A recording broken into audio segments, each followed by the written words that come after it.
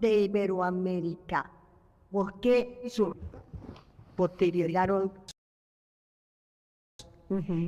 españoles tipo Laos, tipo Recasensites, tipo Alcalá Zamora y todos esos grandes filósofos y juristas a dar clases en la Universidad Nacional, que eran los juristas más avanzados, más progresistas, en donde tuvieron que abandonar España por el régimen de Francisco Franco.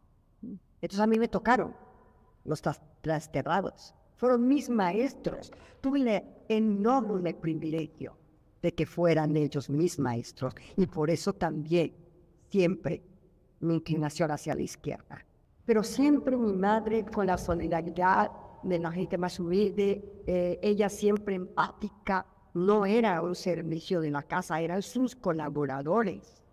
Y ahora también yo les digo a todos los que hacen favor de ayudarme, mis colaboradores, porque son eso.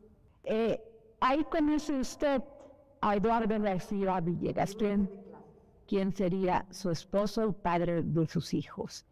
Y viven ustedes juntos todo este movimiento del 68. Así es. ¿Cómo lo vive Olga Sánchez Cordero? Mira, fue en un punto sumamente dramático. Porque nosotros, que nos conocimos el primer día de clases, y cuando yo lo conocí dije, qué guapo muchacho. Fue amor a primera vista. A mí me gustaría una cobra. Nosotros nos enfrentamos precisamente muy románticamente. Quisimos con nuestro coche, imagínate, romper el cerco de soldados de la U para entrar y retomar la universidad, para poder que empezaran las clases, para poder recibir las clases, las cátedras. Entonces, pues en ese evento, en donde tenía mi esposo un bocho, un Volkswagen pequeño, ¿no? Que por cierto era de su hermana, pero se lo prestaba.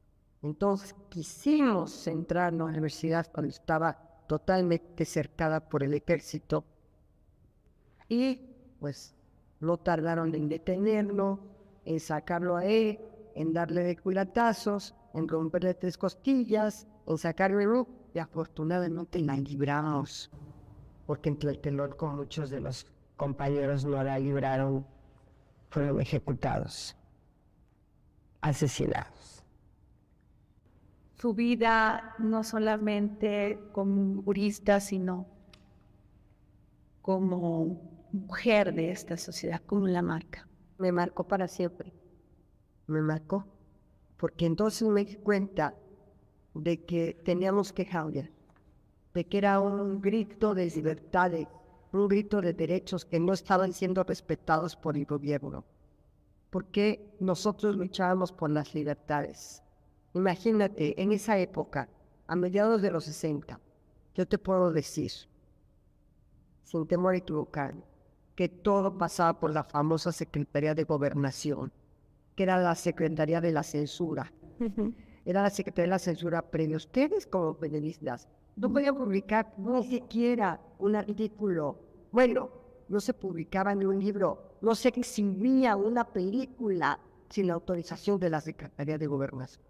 Películas tan hermosas como Lolita o como estas películas de Gina Lollobrigida, de Raquel Welch, me acuerdo, desde luego de Brigitte Bardot, de todas estas, bueno, Sofía Loren, ¿no? Claro. De todas estas grandes, Catherine Deneuve, ¿no? Estas grandes actrices de 60. Yo les decía, y lo estoy escribiendo en mi biografía, que se quedaban enlatadas. ¿Y por qué enlatadas? Porque eran latas.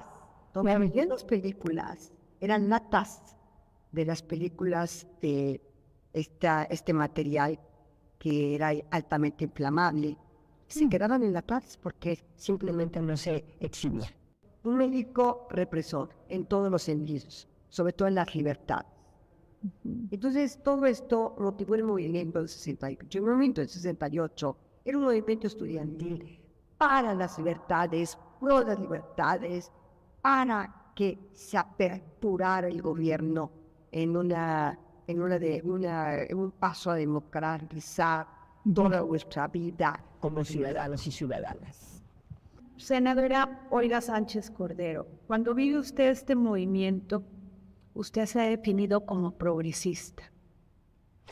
Me defino como progresista. Y ¿qué tanto va de la mano tener esta ideología de izquierda?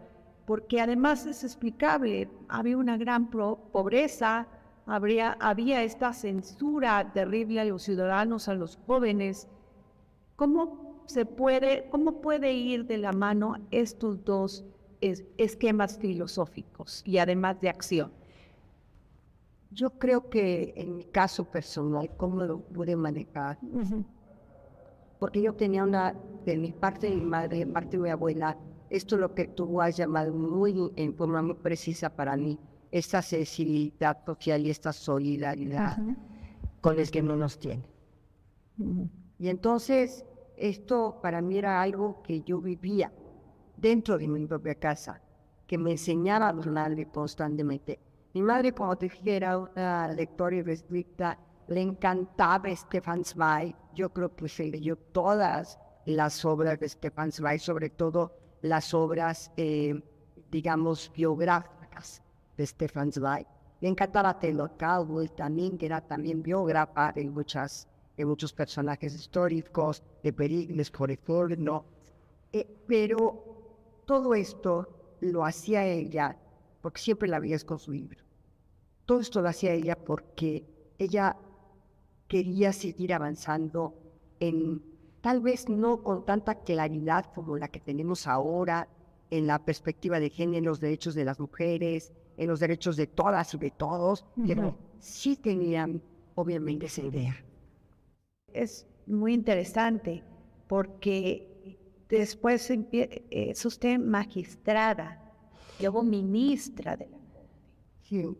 Yo gano la oposición como notaria pública y ejerzo como notaria durante casi 10 años, para hacer eso. Casi pensaríamos, senadora Olga Sánchez Cordero, que sería el paso ideal para un político. Primero aprender de las leyes en este país y después querer ser diputado o senador. Sería lo más recomendable. Usted lo sigue haciendo. Bueno, porque como notario vi muchas injusticias. Y porque como notaria preveníamos los conflictos. Ok. ¿Sí? Hay un dicho que dice notaría abierta, juzgado cerrado, porque los notarios previenen un conflicto. Cuando a mí me invita Jorge Carpizo y Diego Balaguer al Tribunal Superior de Justicia porque querían abrir varias salas más, sobre todo civiles y familiares. Me dice Jorge, me dice, es que estamos buscando tu perfil porque tú eres una gente con ese perfil de jurista, de honestidad, y queremos que nos ayudes a integrar una de las salas del Tribunal Superior. Yo hablé con mi esposo, que también era notario. Uno, pues, ¿estás segura de que te quieres ir para allá? Porque la verdad es que aquí tienes ya una estabilidad, tienes tus clientes, te dedicas el cuerpo y alma a la notaría, a los gentes que acuden a esta notaría, porque tengo varias anécdotas maravillosas. A mí me tocó el sismo del 85 como notaria. Fue de hecho de los edificios que se derrumbaron. Tremenda tragedia, pero momento a momento. O sea, porque como yo era de las más jóvenes notarias, sí, que habían logrado la patente, ellos, el gobierno de la Ciudad de México, en ese tiempo de Distrito Federal, me llamó para que hiciera el cofre de hechos en toda la ciudad.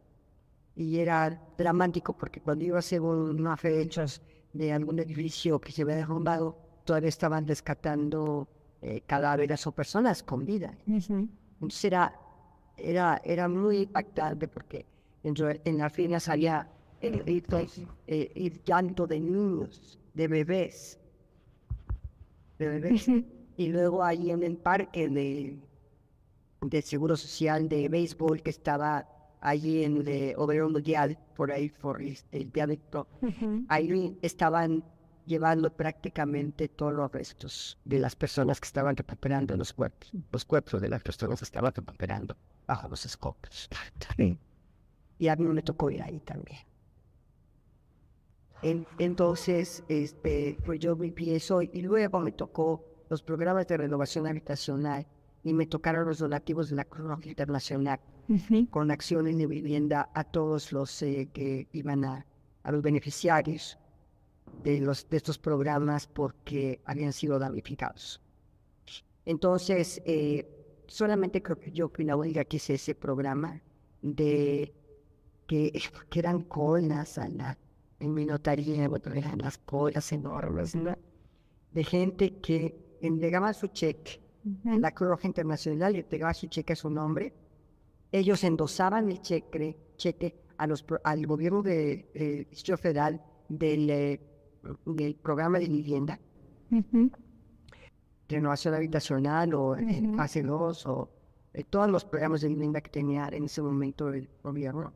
Y entonces ellos con ese dinero que se endosaban los beneficiarios, estas acciones de vivienda, se los entregamos y yo tenía que dar la fe de hechos de que era quien recibía el cheque, cómo lo endosaba, sus generales, o sea, todo lo que significaba la recepción del cheque, del recurso, el endoso que hacían estas personas a los organismos de vivienda de la Ciudad de México. Y esto fue increíble porque tuve muchas anécdotas maravillosas y eso lo hice prácticamente gratis. Eran horas y horas, días y días, y yo solamente cobré los gastos estrictos del papel, de la mecanógrafa, de nada más. Porque todo eso me impactó mucho. Es que de la noche a la mañana te quedas sin familia, sin casa, sin seres queridos, sin nada. Plácido Domingo estuvo en una tienda de campaña, no sé cuánto tiempo, pero fueron más de un mes o meses. Ahí porque una de sus tías o su familia se había quedado de en Tlatelolco y ahí estuvo. Y estaba muy indignado porque el gobierno no el del Distrito Federal, el del Distrito Federal salió inmediatamente, pero el gobierno federal tardó muchos días. Entonces decía, ¿dónde está el gobierno de este país? Así es.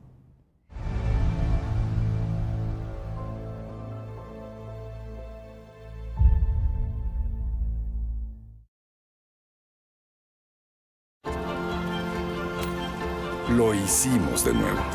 410 millones, 473,700. Volvimos a romper la meta y por ello te decimos gracias. Cumplimos la promesa y estamos construyendo 2 nuevos centros Teletón. Uno en Tlapa, en el corazón de la montaña de Guerrero, y otro en Mazatlán, Sinaloa. Tu terquedad infinita ha dejado en alto la unión de todos los mexicanos y cada ladrillo colocado lleva tu nombre. 23 millones de donaciones hicieron posible cumplir este gran sueño que cambiará la vida de miles de niñas y niños en Guerrero y Sinaloa. Sigamos haciendo de Teletón el sistema de atención infantil más grande del mundo, impulsando la inclusión. Teletón, orgullosamente tercos.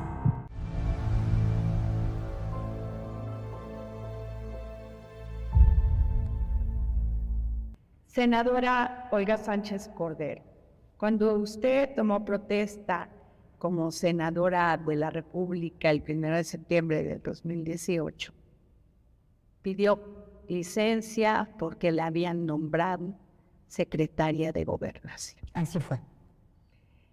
En aquel entonces alguien hizo esta reflexión que usted, al igual que Benito Juárez, pues eran los únicos políticos mexicanos que habían ocupado cargos en el Poder Ejecutivo, en el Legislativo y el Judicial. Así fue. Hemos tenido la primera, por decir, secretaria de Gobernación con todo este bagaje. Y yo le quiero hacer esta pregunta. En todo este camino de éxito, porque pues al camino de éxito va la disciplina, el sacrificio y muchas otras actitudes y cuestiones positivas de un ser humano.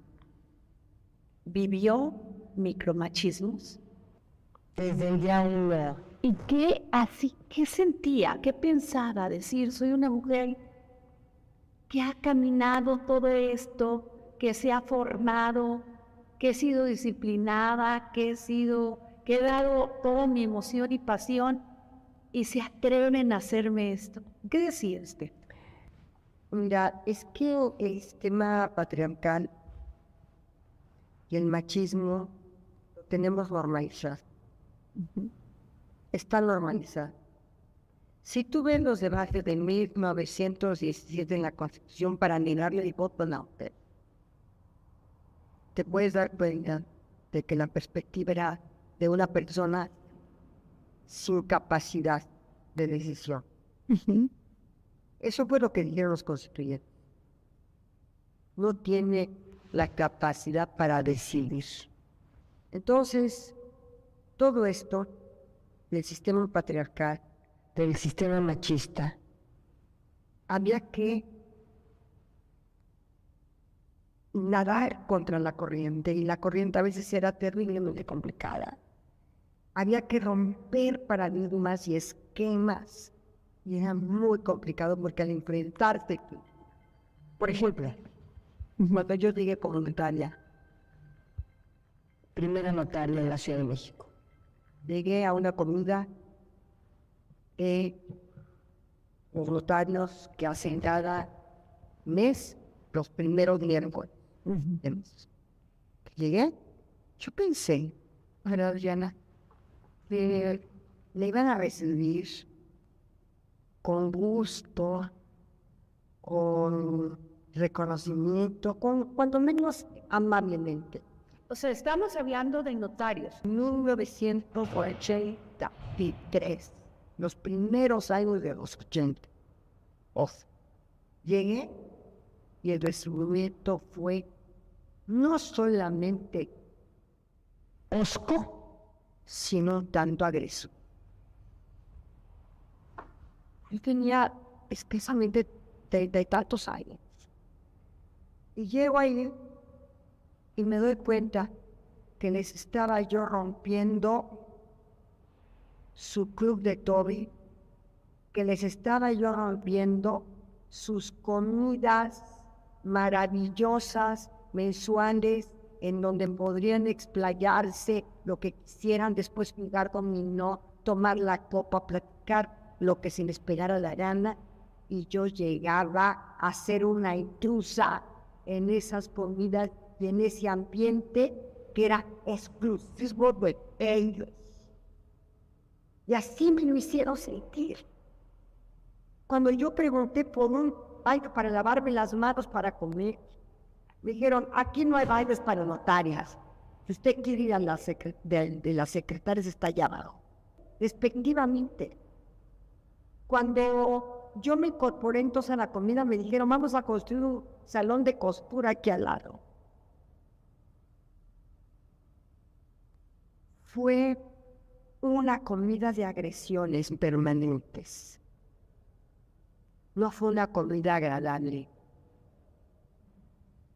Y así me fui enfrentando día a día, momento a momento de mi vida, con un sistema patriarcal que yo al principio no entendía. Si yo soy su padre, si yo soy notaria igual que ellos, si me costó tanto trabajo como a ellos llegar, ¿por qué me reciben así? ¿Por qué me desprecian? Así era siempre. Así era siempre. Así fue en la Secretaría de Gobernación, quiero aclarar, no con el presidente, porque el presidente siempre ha sido muy deferente conmigo y muy respetuoso conmigo, pero dentro del mismo gabinete, y no solo eso, dentro de la misma secretaría, con mis mismísimos colaboradores. Y cuando yo le pregunté al ministro Aguinacuaro, estamos hablando de principios de la novena época, justo cuando él terminó. Le pregunté, era la única ministra entre los 11, y luego llegó Margarita, pero pues casi regresado. Le pregunté, ministro, ¿por qué no puedo ir? ¿Por qué usted cree que una mujer no puede llegar a ser presidenta de esta corte? Y me dijo, ¿qué no se ha dado cuenta? ¿Que no se ha dado cuenta de que a los hombres no nos gusta que las mujeres nos manden?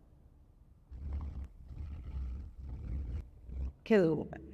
Entonces, cuando te dan esas respuestas, se me sale el nombre y no quería decir quién fue, pero bueno, porque la acababa de dejar la presidencia. De la mujer. Y yo dije, bueno, pues a lo mejor yo tengo posibilidades, porque no. Pero eso es una cosa grande, yo no iba a obtener los votos, por una sola razón. Porque si bien todos los ministros, si quiero reconocerlo, eran muy generosos, muy caballerosos conmigo, siempre había un ligero tema de eres mujeres. Sin que ellos se percataran de eso. Y no todos. Usted ha peleado, luchado por los derechos. Ha generado esta lucha de tal manera que esté en la Constitución, que es donde deben de estar. Tengo casi 57 años para ser exacto, de la lucha feminista. 57 años. ¿Por qué? Porque cuando yo entré en la Facultad de Derecho, lo que estudié en el primer semestre era lo que estudié en el primer año era Derecho Civil, de personas y familia. Era el primer semestre. Me doy cuenta que ¿quién determinaba el domicilio conyugal? El hombre. ¿Quién administraba la sociedad conyugal? El hombre.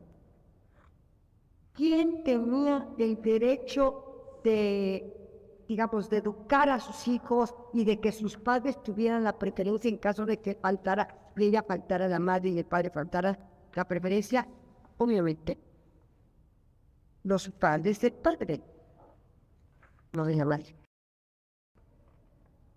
La madre no podía transmitir la nacionalidad mexicana a sus hijos nacidos de su vientre si nacían en el extranjero, solo si el padre era desconocido.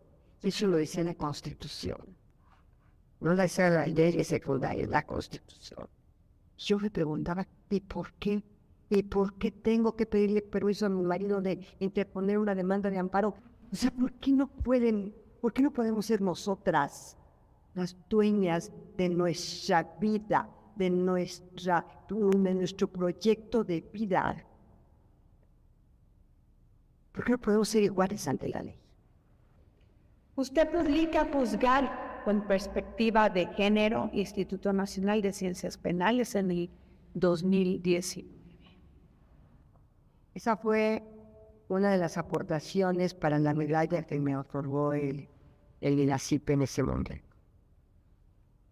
Desde que yo entré a la Corte, en 1995, me percaté de la asimetría en los juicios entre una mujer que no podía aportar pruebas porque no tenía los recursos, porque no tenía los abogados, y perdía todo, perdía patria potestad, perdía patrimonio, perdía todo. Y la asimetría siempre estaba presente, entre patrones y trabajadoras, entre cónyuges, en todos lados, presente la asimetría de poderes, la dominación.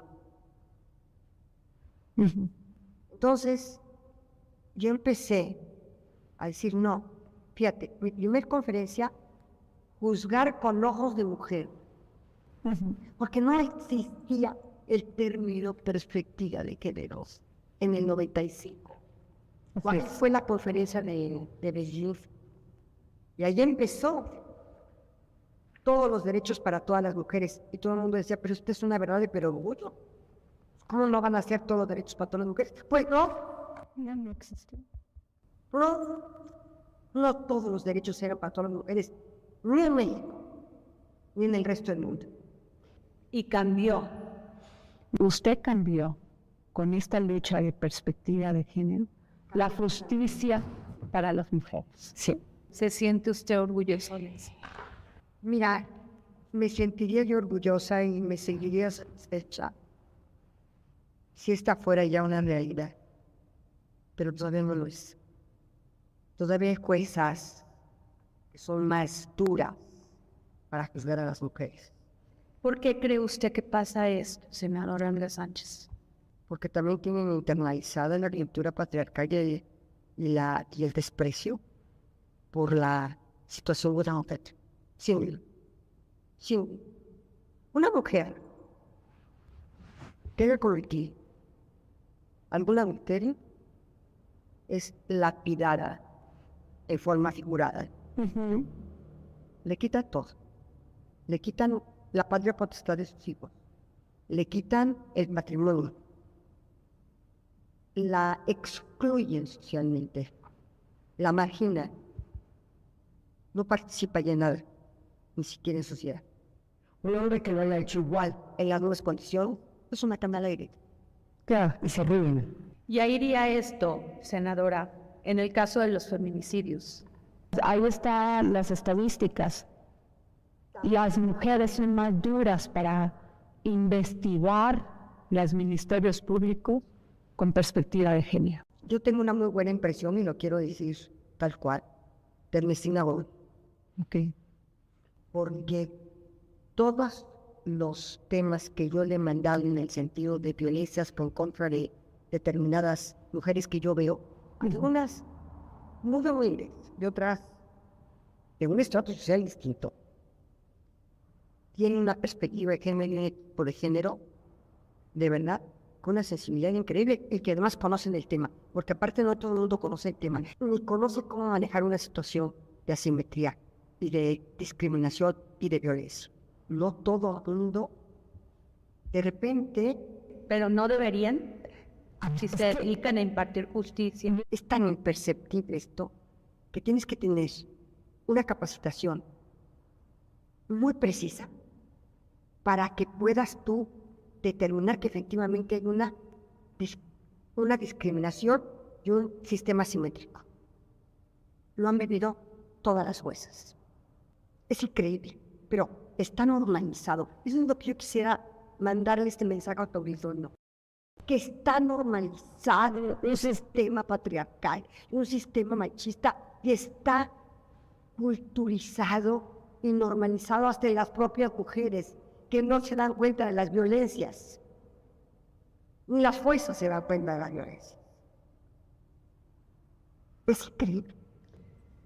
Es terrible, no solamente increíble, es terrible que a mayor empoderamiento, lo he dicho en estos micrófonos, senadora Sánchez Cordero, a mayor empoderamiento, mayor muerte. Al mayor empoderamiento de las mujeres, mayor muerte de mujeres en este país. Estuve en Campeche el fin de semana pasado. Entonces fui a dar una conferencia sobre el Código Nacional de Procedimientos Civiles y Familiares. Y un chico, muy jovencito, me dice, ¿le puedo dar esta capa? Y dijo, gracias, sí. Nos dimos la ahorita, y ya la después. Y ya anoté, y la abrí, la leí. Me dice, gracias por mí y por todos quienes no fuimos atendidos por nuestros padres y vivimos pobreza y no tener alimentos, y solamente con el esfuerzo de nuestra madre de sacarnos adelante, yo llegué a ser un profesionista. Gracias por este registro nacional de deudores alimentarios. Mi padre nos abandonó como muchos padres han abandonado a muchos de sus hijos y de sus hijas, que no les importa si tienen o no qué comer ese día o al día siguiente. Gracias por ese registro nacional de deudores alimentarios. Y termino diciéndome, solamente agradecerte. No le estoy pidiendo nada más que sí decir. Lo logró. Logró, les generó justicia a muchos niños y niñas que habían sido abandonados y que de una forma cruel también no habían sido visibilizados. Imagínate el abandono de un padre. ¿Cómo es posible que un padre tenga esta mentalidad, hasta alerta migratoria para que no abandonen el país, porque se presume que se están yendo del país para no cumplir? El 3 de 3. Esa es la otra reforma constitucional de 3 de 3, pero que también incluye la violencia de un deudor alimentario, porque es una violencia al final del día. Y las violencias de todo tipo, sexuales, en fin. Entonces, ¿sabes qué? Hemos estado tratando de blindar y de construir una cultura.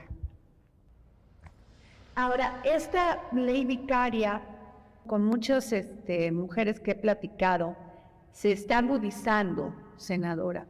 ¿Por qué? Porque ante esto que se acaba de aprobar este registro de deudores alimentarios, los hombres están generando otro tipo de violencia. Y digo hombres porque es la mayoría de los que se han destacado por ser deudores alimentarios y no acatar la responsabilidad que asumen como padres.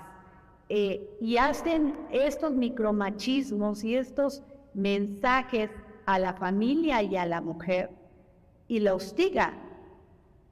Le generan este pánico, este temor. Tienen que ver hasta con sus mascotas, con sus bienes. ¿Sí? ¿Qué hacer ahí? Mira, pues ya está tipificado la violencia vicaria. Nos costó trabajo que se aprobara por unanimidad porque los hombres, los senadores hombres, decían, a ver, a nosotros nos pueden hacer lo mismo de no dejarnos de ver a nuestros hijos, de meterles a nuestros hijos de verdad ideas. Igual que acontece con las mujeres, que también los padres les meten ideas a los hijos y se los llevan, los las dejan ver. Y mira, yo he conocido esta violencia que es de lo más dramática en mujeres o jóvenes todavía, pero que sus hijos han llegado a los 18 años y que ya están tan envenenados en contra de ellas que tú no las quiero ni ver. Ay, madres. Me decía una de ellas, pero con una tristeza tan profunda en su ser, de su amiga. Decía, ahora que neta ya tiene más de 18 años, el otro día que yo intenté acercarme a un día, ahora que ya no, el padre pues ya es mayor de edad y puedes ir, me digo, ni te acerques porque te odio. Terrible. La hija a su madre. De tanto que tiene la idea del abandono de su madre, porque ella nunca los abandonó. Ella siempre estuvo en su pensamiento. Sí, lo que le llaman alineación parental. Alienación de parte, no se podía ni acercar porque estaba amenazada hasta de muerte. Ahora, yo le quiero hacer esta pregunta. Usted también, estuvo muy de cerca en el tema del matrimonio forzado de menores. Sí. Y todo este tema que desgraciadamente lo hemos visto en la Sierra de Guerrero, en Veracruz. Niñas que son vendidas por un caballo o por 100,000 pesos. No por luego. Y que esto se ampara en el tema de usos y costumbres. Mira, te platico algo que te va a dar mucho gusto. Ya lo tipificamos como delito.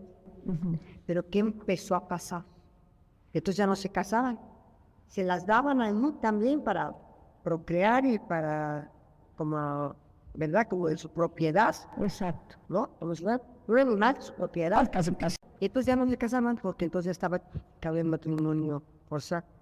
Entonces nosotros acabamos de ampliar cualquier relación análoga, Ok.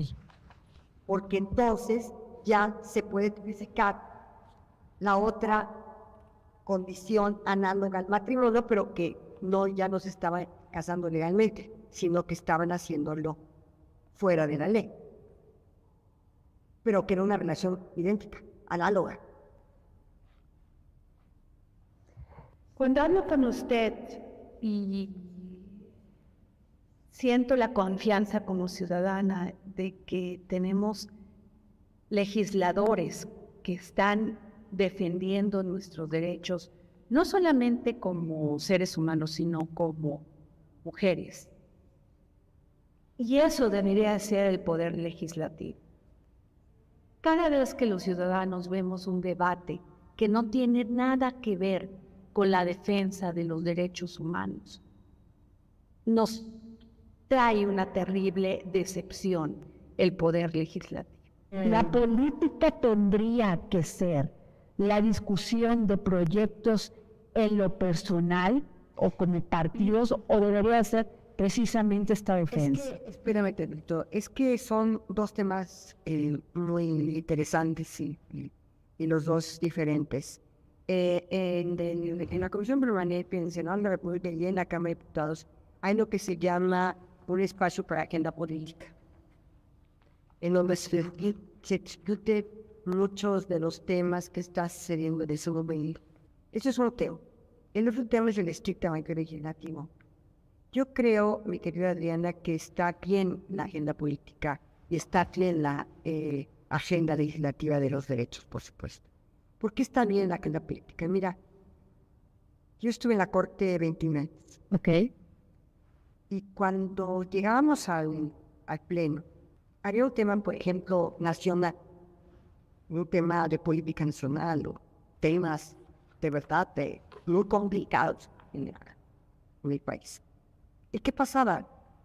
Los ministros muchas veces llegaban a decir, el amparo revisamos tal, y hacer esto y esto. Y no se comentaba a veces un tema nacional.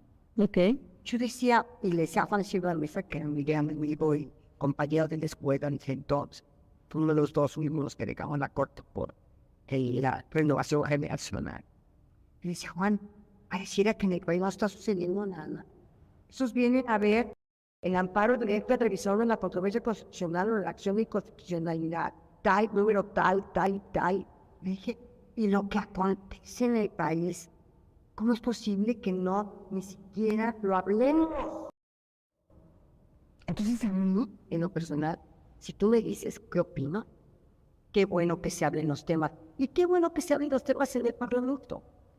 Y además, hacemos nuestro trabajo legislativo de la protección de derechos, la protección de niñas, niños y adolescentes, la protección de las mujeres violentadas, etcétera, etcétera.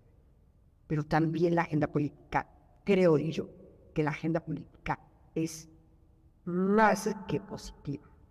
Entonces retomo mi pregunta. El tono. El tono no me gusta a veces.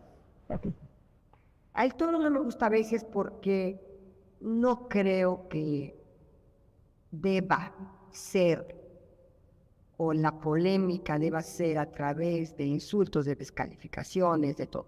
Yo creo que se puede construir una agenda política hablando desde una posición contraria seguramente o a favor, pero sin agresión, sin insulto. En este esquema de el procedimiento que se tiene que dar para aprobar o reformar la Constitución, hay un procedimiento que está avalado por la Constitución. Mira, cuando yo estuve en la Secretaría de Gobernación, el presidente propuso 18 reformas constitucionales. Yo, construyendo con con las cámaras. Se acaba de decir una cosa muy importante. Construyendo. Construyendo con los senadores, los diputados, logramos 18 reformas de las 19 que el señor presidente ha presentado. La otra ya no, que fue la electoral. 18 reformas, no todas por una expira, lo quiero reconocer, pero construcción sí.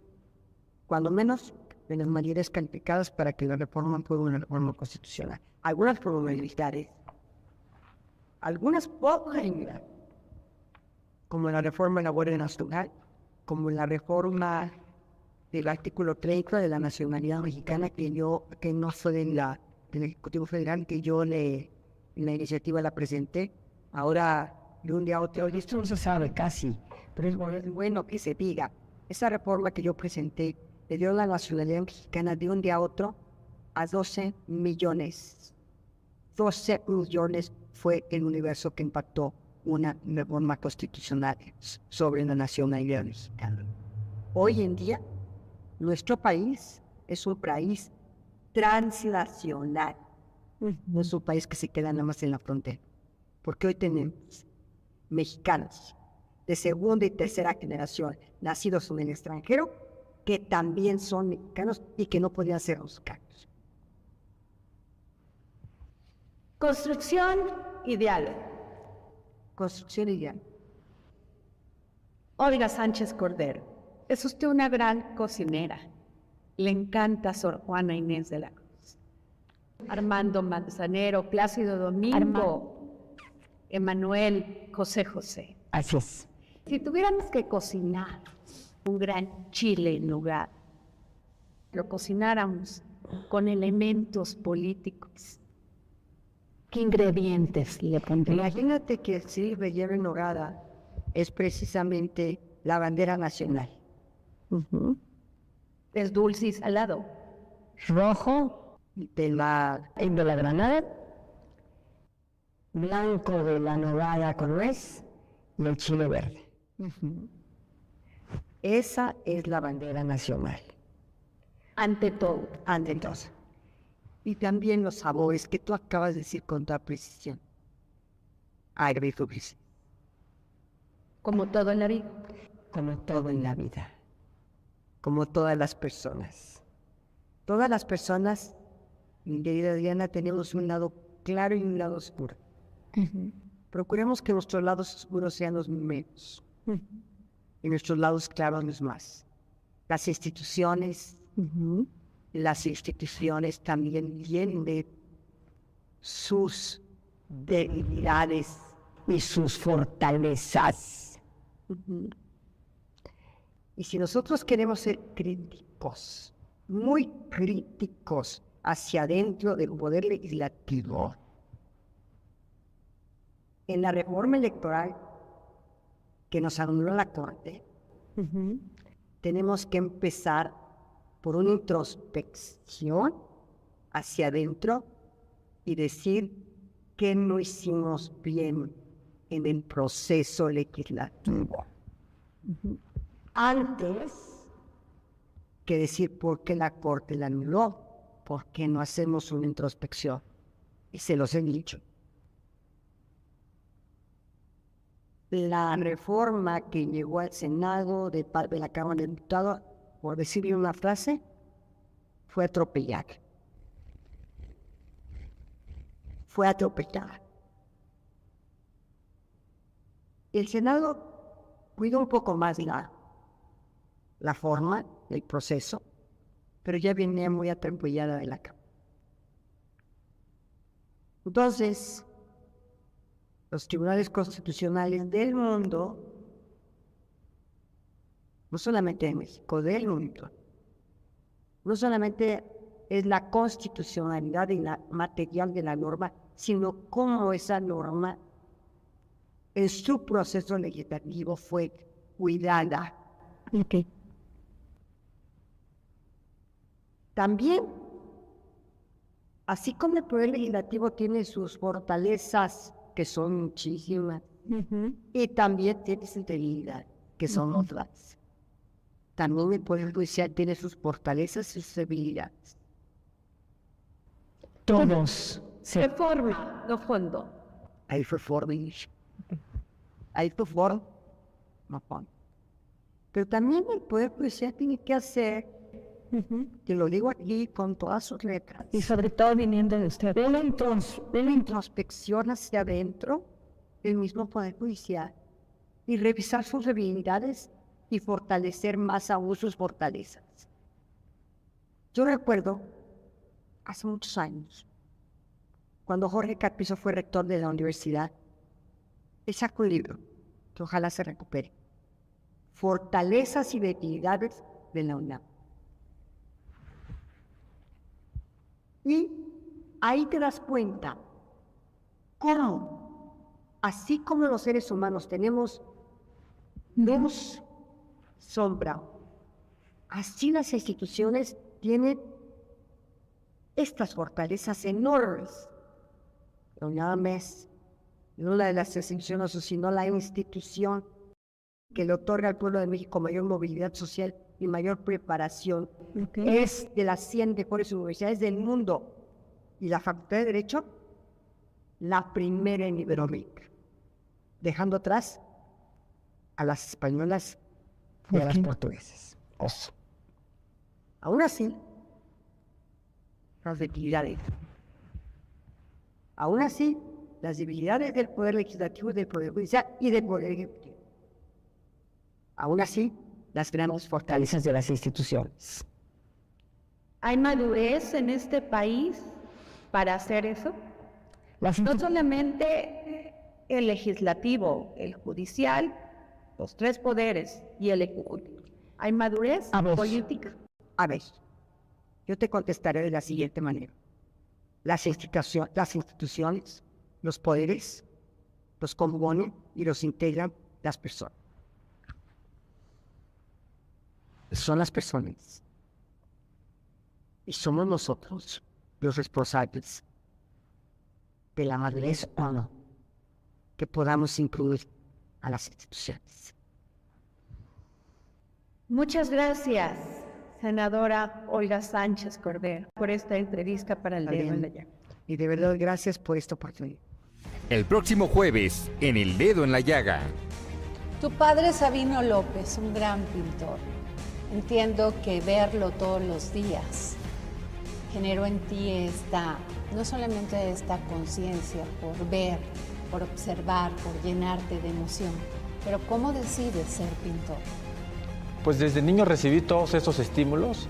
La familia de mi padre eran alfareros, la familia de mi madre eran campesinos, con múltiples oficios, no solo eso. El papá de mi papá, que se llamaba Chico Guizu, o Francisco Guizu, era muy conocido en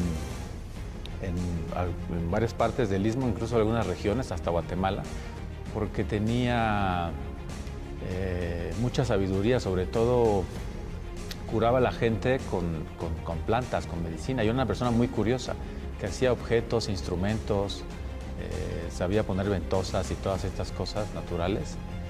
Y entonces yo creo que esto es como una herencia familiar que venimos heredando.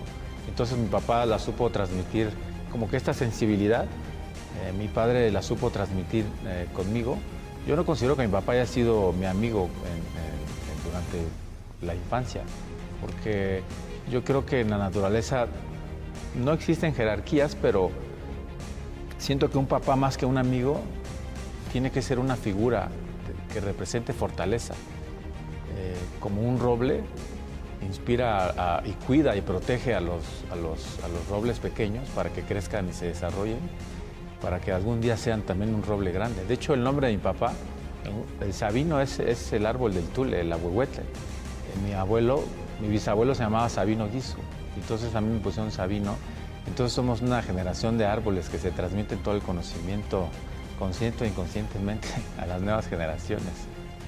Así considero a mi familia como una familia de árboles en Oaxaca o en el Istmo, en el mundo.